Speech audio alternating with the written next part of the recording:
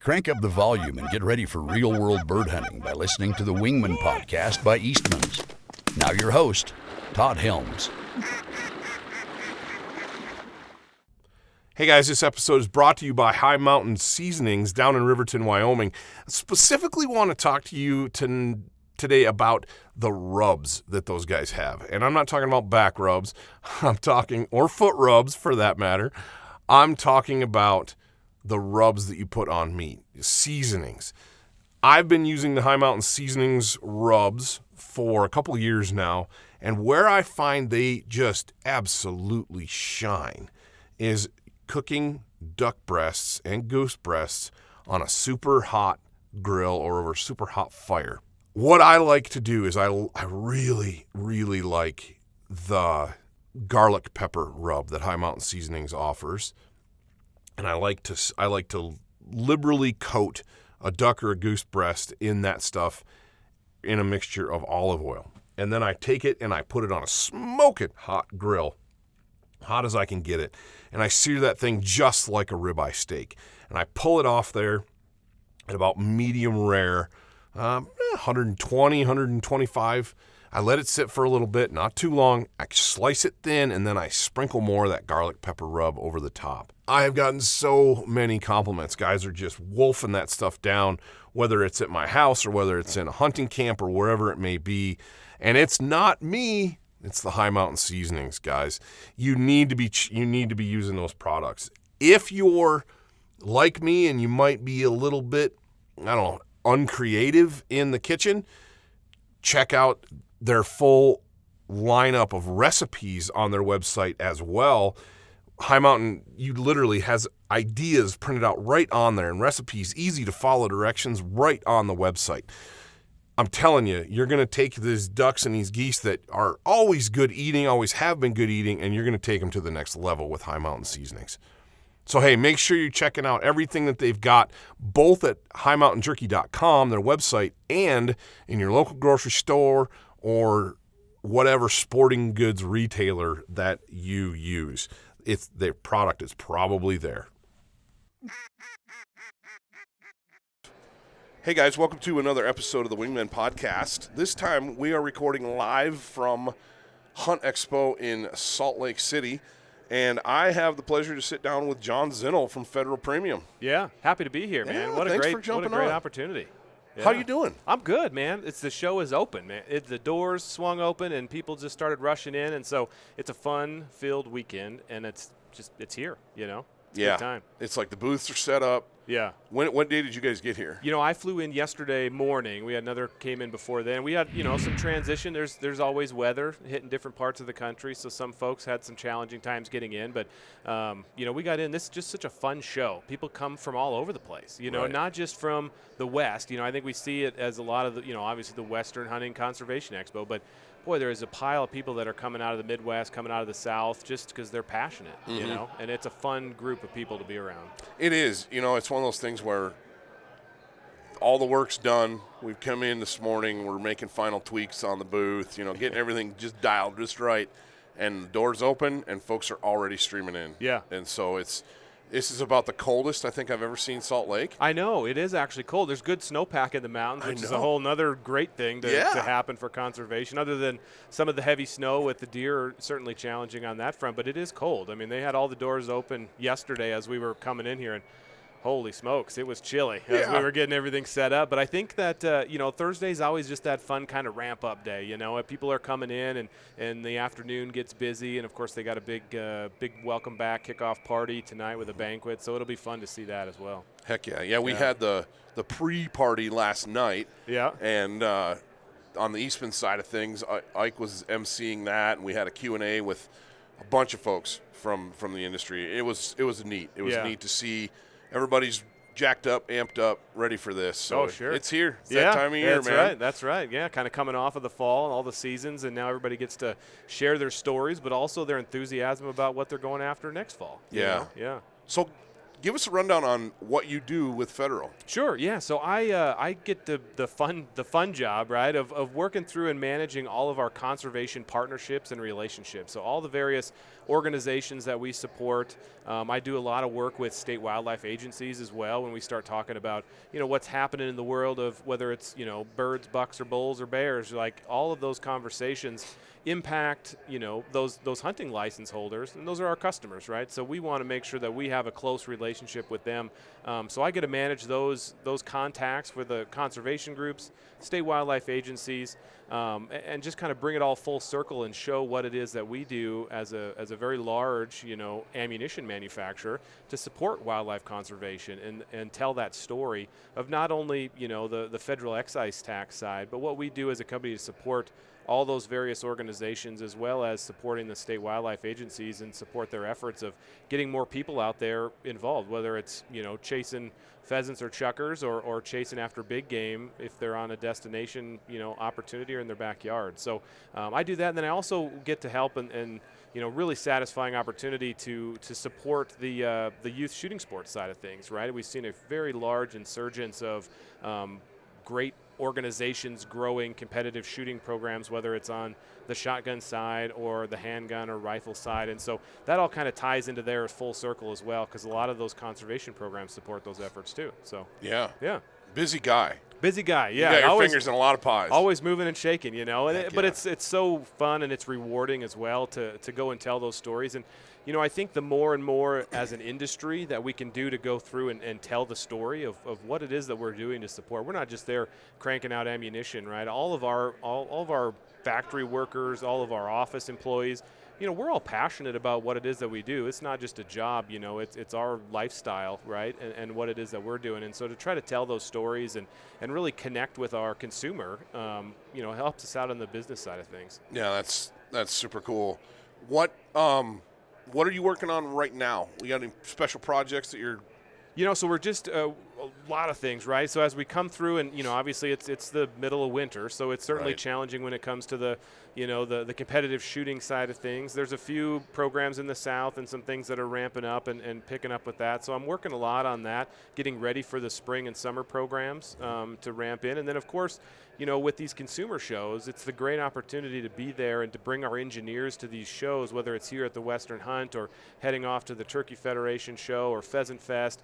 That's just great time to connect with our consumers to find out, how are our products performing in the field, whether they're out, chasing pheasants or ducks, or how are things, in the future going to look, and what is it that they want or what is it that they need as those end users of our products. So so that's really where it is, ramping into that springtime, really kicking off. Of course, then turkey season, there's a lot of folks that are excited about that. And then, everybody's always dreaming to the fall, right? The fall is, that is game time for so many of us as we're going and heading to field. And so really trying to just ramp into there and launch a few new products along the way and hitting up. So it's a busy time of the year, even if there's not a lot of seasons to be out there in the field. We're always trying to take that next step and engage with our consumers. It's a big deal for us.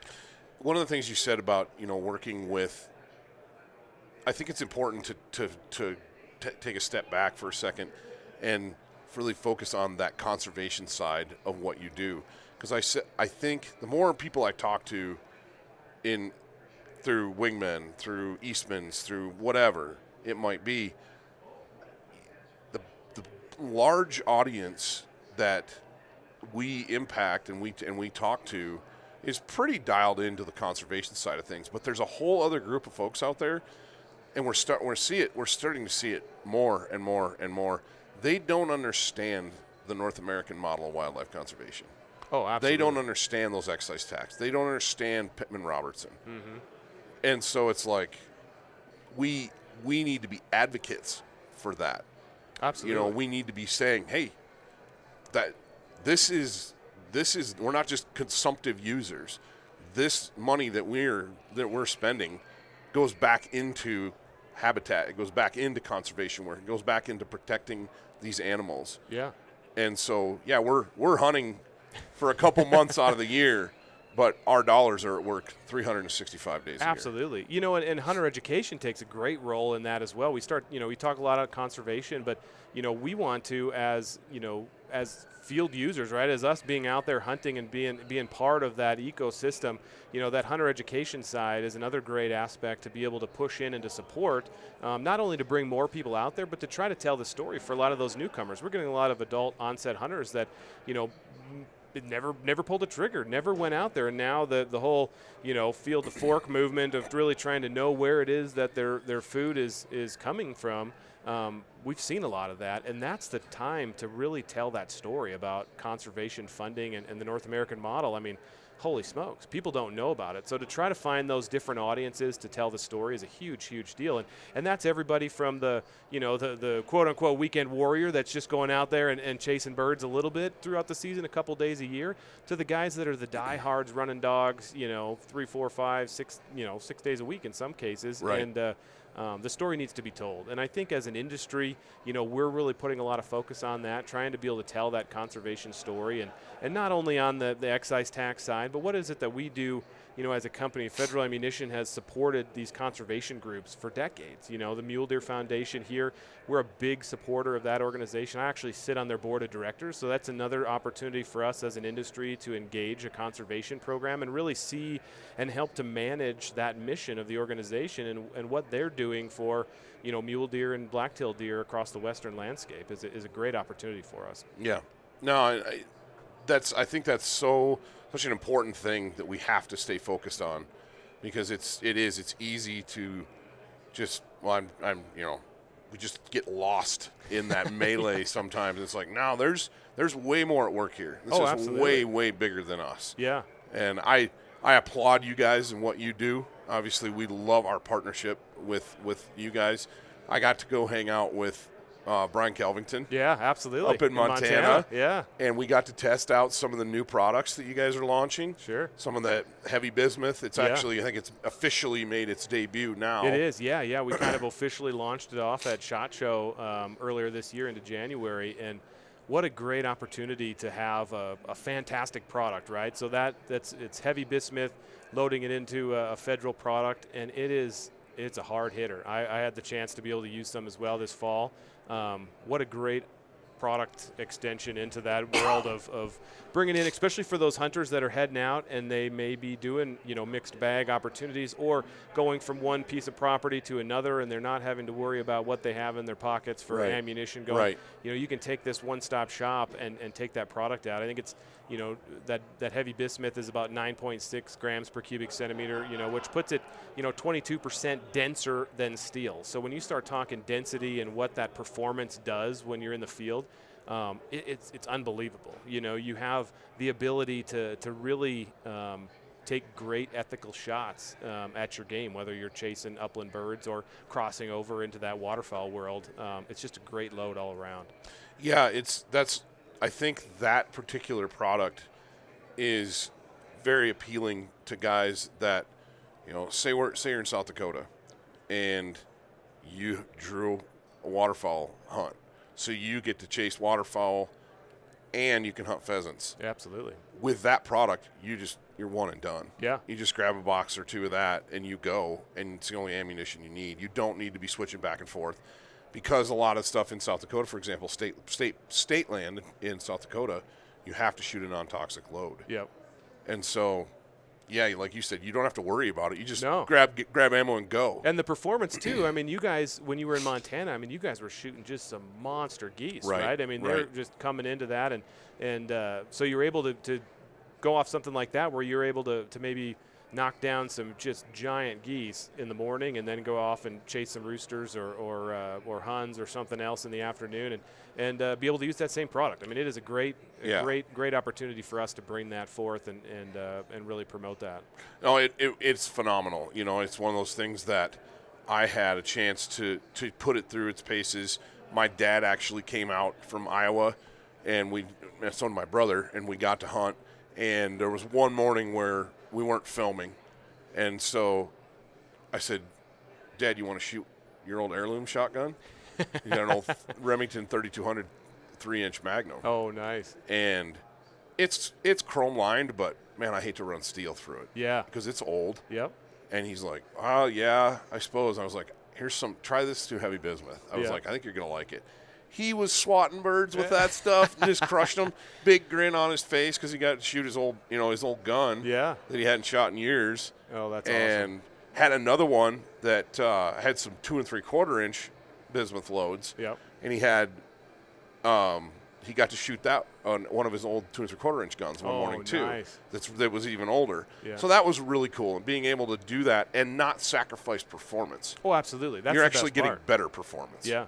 Yeah, and and there's a lot of other things. I think when you guys were in Montana too, you kind of had a mix between that heavy bismuth load. You also ran some of our Black Cloud up there too, and what a great product that is too, because you get the that flight control flex wad, which just is fantastic when it comes to what that capability is. I mean, it is really a great load, and so you guys were able to kind of mix it up that way and get to test and side-by-side opportunities of different things and different people in the blind as well, kind of mix that up. But, obviously we keep pushing with that, and we've added some other options on that Black Cloud side and the sub-gauge. We've got a 28-gauge Black Cloud. And thank you. What a load that is. I mean, holy cow. That is, especially as that sub-gauge world, that is just a huge resurgence of the sub-gauge, whether it's 28s or 16s. I mean, there are a lot of people, a lot of gun manufacturers that are pumping out, firearms for it, which is great because the consumers want to do it. They want to go and jump back into those sub-gauge worlds, and now there's a lot of technology that we've been able to push through on the market there for the ammunition side. So I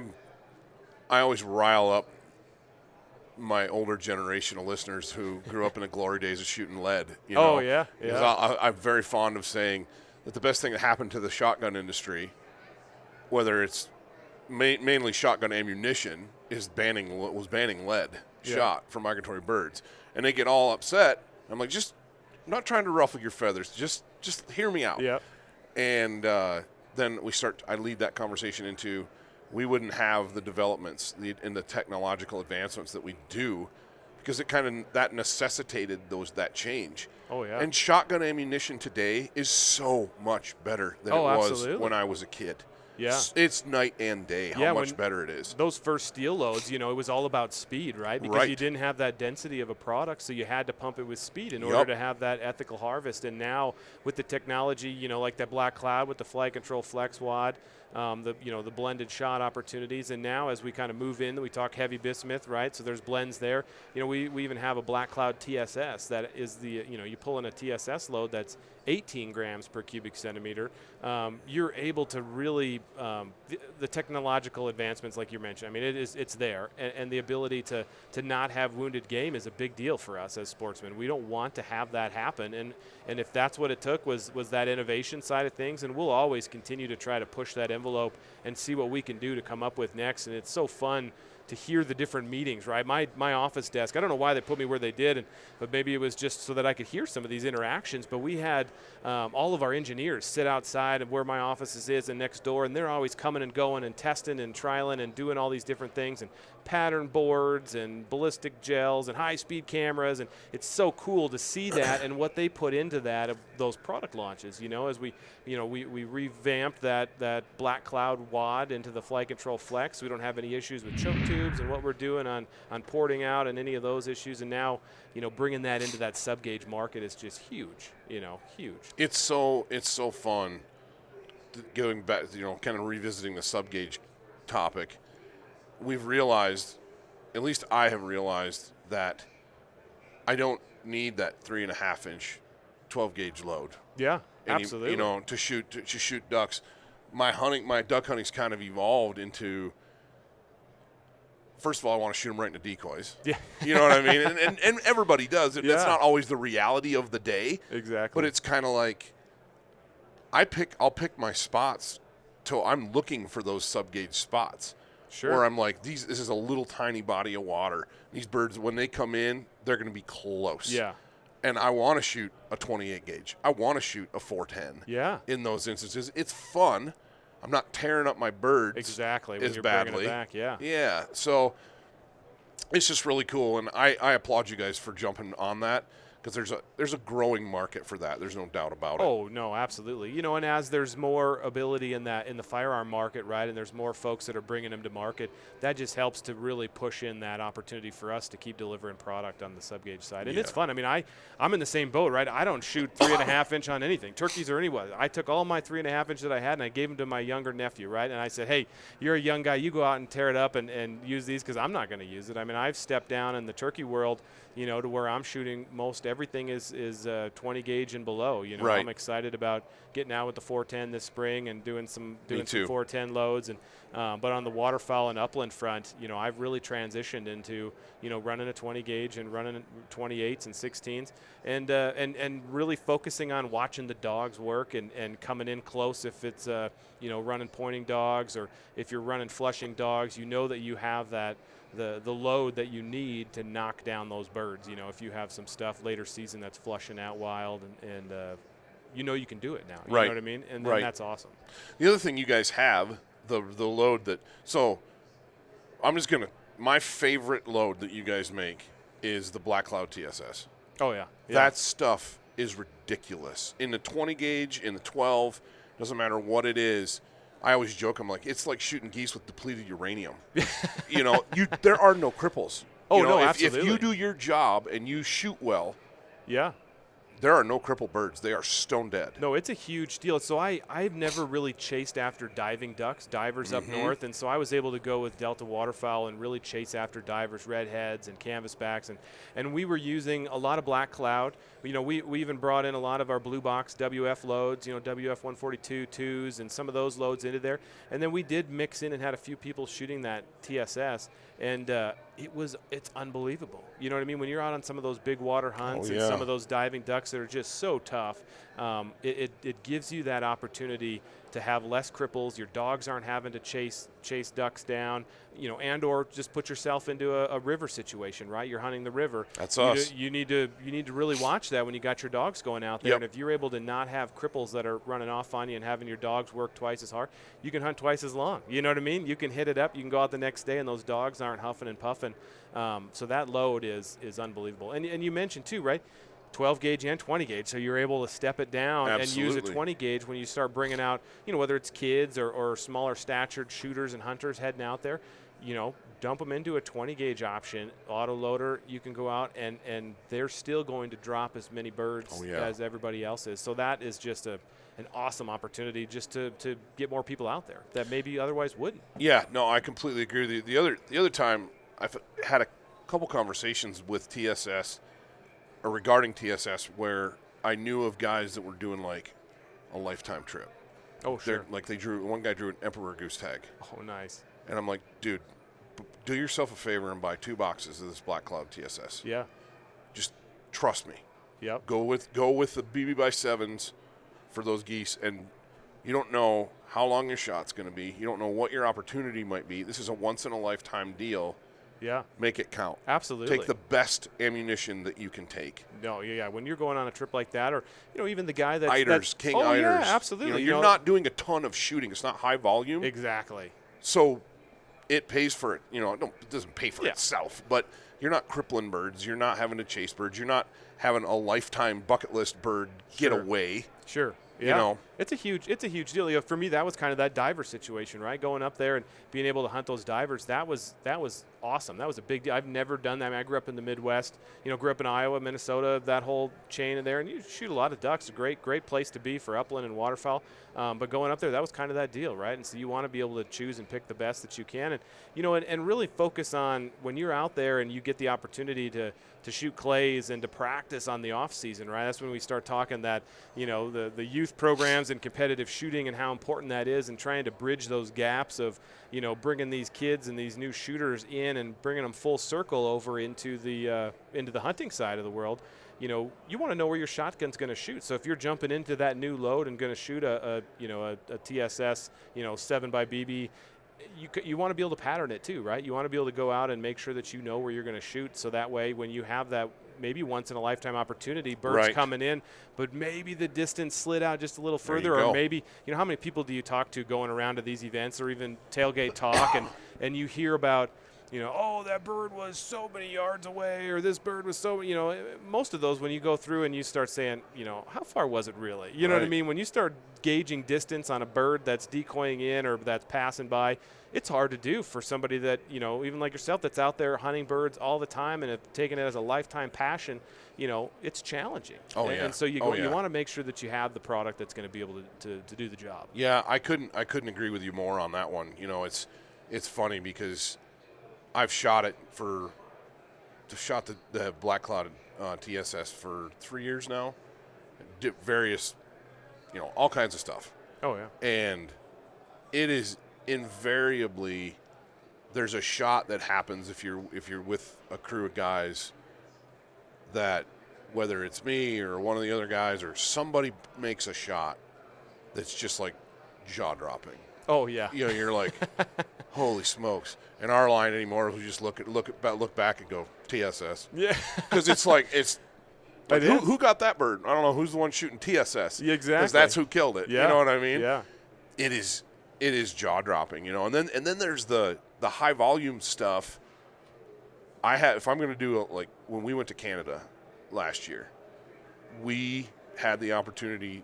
All the ammunition was provided. Oh sure. But we took a few boxes of Black Cloud, 3-inch 2s, cover a wide spectrum of what we were doing.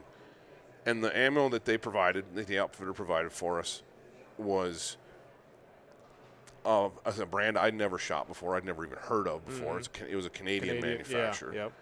And it was cheap. Yeah. Like really cheap. And I had Black Cloud. Brandon had a couple boxes of Speed Shock, the blue box. Blue box, yeah. Both 3-inch 2s. Yep. I'll never forget this. There was one day we got into this, and some of this other ammo wasn't firing. Birds would decoy, and you'd stand up and shoot, and nothing would fall. Yeah. And I looked at Brandon, and I'm like, dude, I'm on those birds. Yeah. And like my shooting hasn't deteriorated that badly. Yeah. Put the Black Cloud in the gun, bang, bang, bang, triple. Yeah. On decoying geese are right in your face. Sure. It wasn't, it wasn't like it was some heroic thing, but it was it was the ammunition. It was so obviously better. Yeah. That it was. Brandon looked at me. He goes, "Man, what a difference!" He's like, "This is unreal." He goes, "It's like there's not even shot loaded in the other ones." Yeah, it really isn't even, like that WF, like it's probably a WF 142 too, right? When you start looking at that, we have our premium lines, which is our Black Cloud and our heavy bismuth and those lines. Then we call our promo lines, right? Those WF loads, you can find them everywhere. You can buy them. You can certainly, buy a lot more of them, right? Because the price point is there. And they draw birds when you start to look at the consistency that we're able to load now. And really the technology on that loading side of things is just phenomenal. I mean, it's unbelievable. So you start to see that, and you call them a promo load, but it's a premium load. I mean, you take those blue box loads out there all day long, and it's the same thing when you start talking our upland loads, right? You go through there, and a lot of it comes down to that quality and consistency that we're able to load. So from the first box to the fourth box or the 10th box through the season, you're going to get that same consistent, performance. And that's a great thing and that's a huge thing we hear from our customers, right? We come to shows like this, we talk to all the guys and gals coming by, and they say, we want something that's going to work, right? And so that's where our goal is, and whether it's our promo load all the way up and through our premium lines, is we just focus on that performance and that capability, and that carries all the way through, whether it's the 1 box to the 10 box, It's really funny because I hunt with a lot of different guys throughout the year, and they're not all tied in with Eastmans and Wingmans, and we're just buddies. Yeah. And invariably, the shell that gets used more than any other is the blue box. Oh, yeah. And it's almost always 3-inch 2s because it works for everything. Geese, ducks, I mean, it just works. Yep. And guys, you guys have that value pack, that four-box value pack. Yeah. Guys are eating that up. Yeah. Eating it up. Hey, right down to like text messaging, like, dude, so-and-so's got 8 value packs in stock, and they run out and they buy it. And having that ability to have such a high quality, consistent product that's affordable, big time, for guys that they love it, and you're not sacrificing performance by with price point. No, absolutely. At all. And that's where, and if you really want to dump into there, whether you're shooting a double or you're shooting an auto loader, and having that third shot, some folks that are out there, if you're hitting in the blind and you have the ability to do that, they're stacking loads, right? So they may shoot the blue box on their first or second shot and then load a black cloud as their third shot. So they're focusing on that, especially if you're talking, sitting in a blind or layouts or anything like that, and you have the ability, you're not waiting and dealing with all what's got in this pocket or that pocket. You can do that, and that really, is kind of a great opportunity to volume shoot through some of those promo loads, but then still have that third shot, or your second shot if you're in a double, that you're maybe going to be able to take down that bird if you had a bad shot on your first go around. Right. But it's but they're great loads. I mean, all the way from start to finish, it's a great thing. That's the coolest thing about what I get to do, and you too. Yeah. We get to play with the best stuff. Oh, absolutely. Yeah, you know what I mean? And it's like, it's all good. Yeah. And everybody's got their favorites. Mm-hmm. I'd say probably the office favorite for us and with our crew of guys is just Black Cloud. Yeah. Straight up Black Cloud. Yeah. And it's wicked. Yeah. I mean, it just absolutely hammers stuff. And then we had a chance to shoot the Prairie Storm. Sure. Yeah. We don't do a ton of upland hunting. I do as much as I can. Yep. We had a horrible year for pheasants in our neck of the woods. Is that right?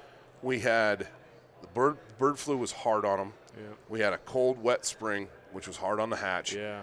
And there's still a ton of standing corn. Yeah. Where we are. Yeah. And so that's where all those birds are. Because I can't find any birds. I'm like, because you see that big cornfield? That's where they're all. Yeah, that's the ones that are left. That's where they're at. We saw that a lot in western Kansas this year going out there. I mean, there was a lot of fields. I mean, they weren't picking. It was so dry out there, and just it was a challenging year for that.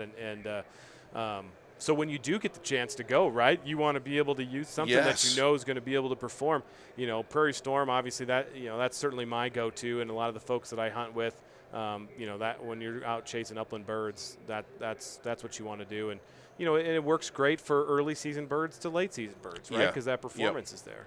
We shot it. We shot it exclusively when we did the sage grouse film. Oh, yeah. And that's another kind of that's a limited opportunity bird. Yeah. So if you got guys from your neck of the woods that are coming out to shoot sage grouse, they're going to do it once a year, and they're only going to shoot 3, 4, 5 times. Yeah.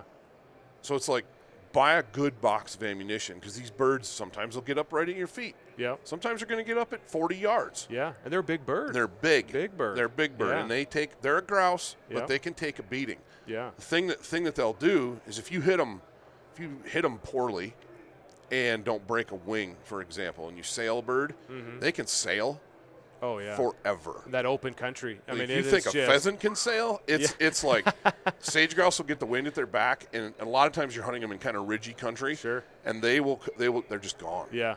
You're like, I'll get the dog on that. Like, no, you won't. Yeah. That bird landed a mile and a half away. See you tomorrow. Yeah. It's See you gone. tomorrow. Yeah. So having the ability to just pound that bird when it gets up and kill it cleanly is so nice. Absolutely. So nice. Yeah.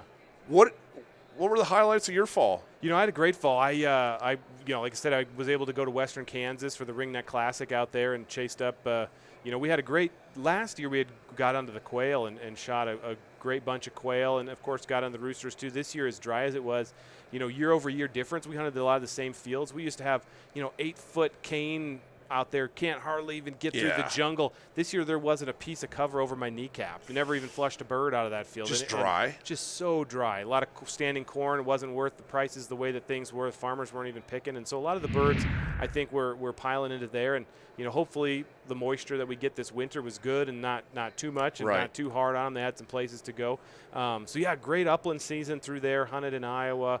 And waterfowl was a great time, too. Went out to North Dakota to Gackle Duck Fest. That was a really fun time where we got to test a lot of these new products out there. And so that was really kind of cool to take the, the product that we had and kind of give it to some of these hunters that were out there and not tell them exactly what it was, so they got a chance to use it in the field, come back, and we talked to them that night, and they're like, what is this stuff? They were like, what is this stuff? We need this, as they were going through, because they had some guys in their group that were shooting whatever it was. I think we sent out some blue box stuff, and of course a lot of them bring their own stuff too. And then a couple of the guys that we had kind of teased out these different products to, they're like, holy cow, man, we need this. We need to know what this is. So now we're at that point. Now they know what it is, right? Awesome. And they're excited. So, chase some ducks up in Canada with Delta Waterfowl. But just recently I was able to go to southern Arizona with Quail Forever, and a lot of their folks there were some of their board, and their new incoming CEO, Marilyn Vetter, excited to have her at the helm now,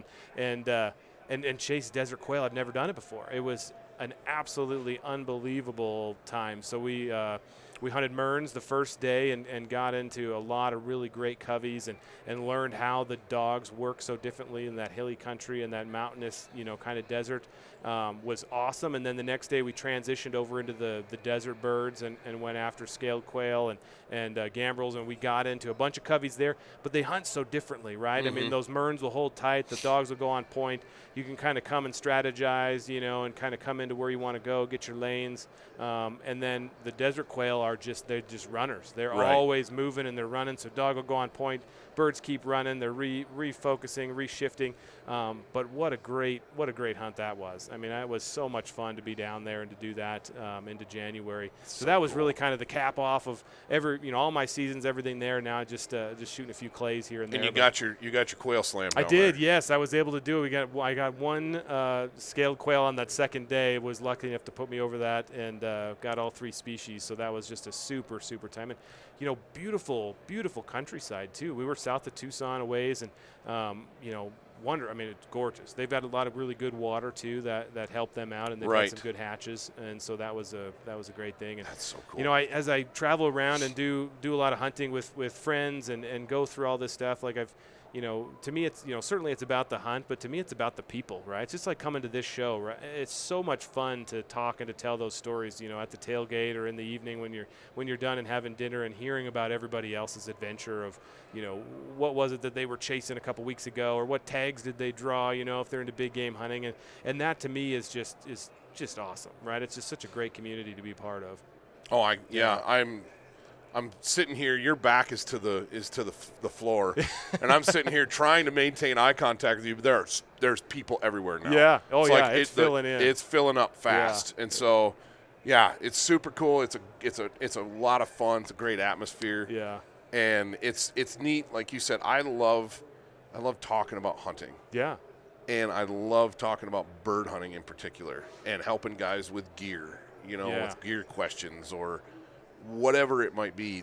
I've always been kind of a gear guy. Sure, yeah. And so to be at a place like this where that's what's so cool about Hunt Expo is everybody that's here is here because of hunting. Oh, absolutely. It's not like some other shows where people are just bored, let's go walk around. Let's go burn a day, go see what's there. This show, it's full of hunters. It's passion. I mean, there is passion pouring out of these people, and it's so much. They come into the booth, right? I mean, and I'm sure it's the same thing right here at Eastman's. They come into our booth and they're like, oh my gosh, and then they dive right into the story about chasing this bull through Colorado, or hey, I was in North Dakota and we were chasing Sharpies, and like all these different great stories that they go into, and that's how that connection with our end users, right, our consumers, is so big. And you guys have to have the same kind of thing. It's right? a ball. You tell those stories, and you can feel the energy when they tell those, and you just it's just one after another all day long, and it's so much fun to go back at the end of the night and be like, holy cow, I'm gonna go to bed, wake up tomorrow, and do it all over again. Yeah, I try to maintain contact with my wife and kids they're at home, and she just knows that I'm probably not gonna call home much. No, I know, right? I'm probably not. You're not. Well, I'll try to FaceTime a couple times this week, but don't expect to hear from me. Because we're busy. This is you're here. We're here early in the morning. We're here until late in the evening, and then we're out doing stuff after that.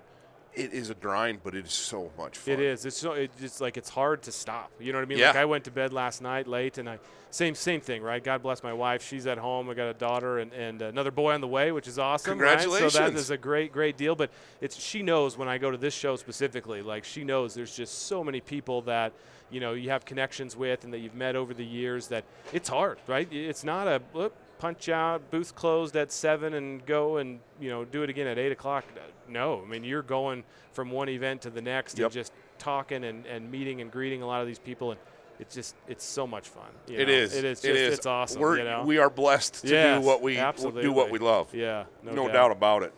Oh man, well, we got another podcast coming up, and so I got to give up the booth. Yeah, but dude, thank you for jumping on with us. Thanks for having me, man. What a pleasure it was to just sit here and talk and just have a good time to start the show. It's just a great I appreciate it, John. Yeah.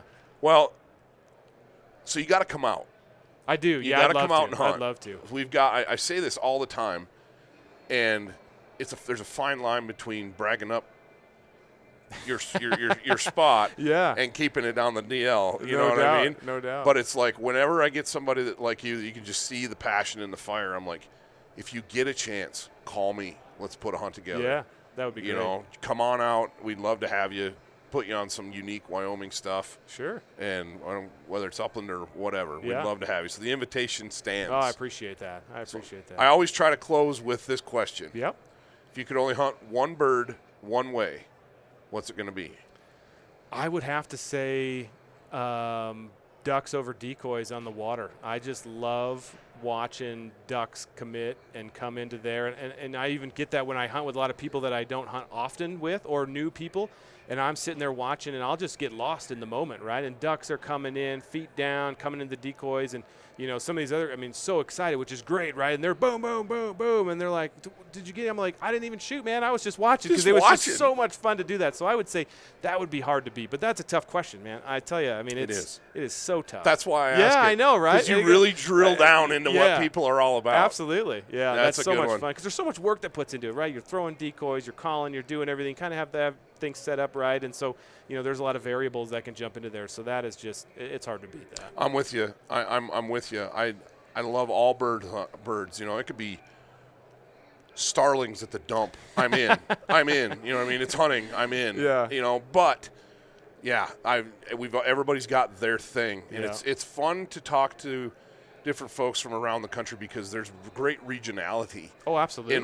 In what people choose. Yep. The guys in the South, it's almost always flooded timber mallards. Yeah, that's something I've never done. Always. But I've never done it, and I talk to everybody doing all these trips, and they're like, "You got to do it. You got it." So that's definitely on my list because of all the different stories that I've heard. We should do it together. Stuff. Yeah, we should head south. We should figure out something for next fall and go do it. Yeah, it would be so much fun to do for sure. Cool. Yeah. Well, dude, thank you very much. Hey, thanks for having me. Had a great time.